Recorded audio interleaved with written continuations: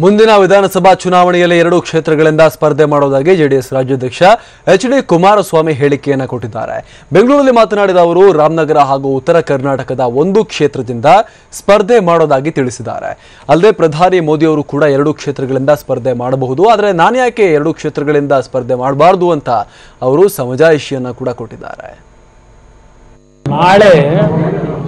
ನಾಳೆ ನಾಡಿದ್ದು ಆಚೆ ನಾಡಿದ್ದು 3 ದಿವಸ ನಾನು ಮತ್ತು ರಾಷ್ಟ್ರೀಯ ಅಧ್ಯಕ್ಷರು 3 ದಿನಗಳ ಕಾಲ ಕೂರ್ತಾ ಇದ್ದೇವೆ.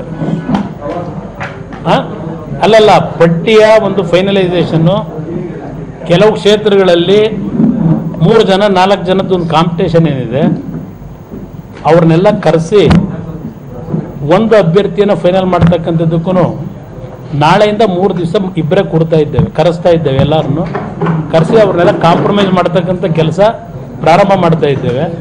ಆ ಪ್ರೋಸೆಸ್ ಮುಗಿದ ತಕ್ಷಣ ಅನೌನ್ಸ್ ಮಾಡ್ತೇವೆ. ನಂತರ ರಾಮನಗರ ನಿಲ್ತೀನಿ, ಅನಿವಾರ್ಯವಾಗ ಆ ಕಡೆನೂ ನಿಲ್ಬೇಕಾಗಿ ಬಂದ್ರೆ ನಿಲ್ಬಹುದು. ಈಗ ನರೇಂದ್ರ ಮೋದಿ ನಿಲ್ಬಹುದು, ಕುಮಾರಸ್ವಾಮಿ ನಿಲ್ಬಾರ್ದು ಅಂತ ಇದೆಯಾ? 2 ಕಡೆ ನಿಲ್ತೀನಿ.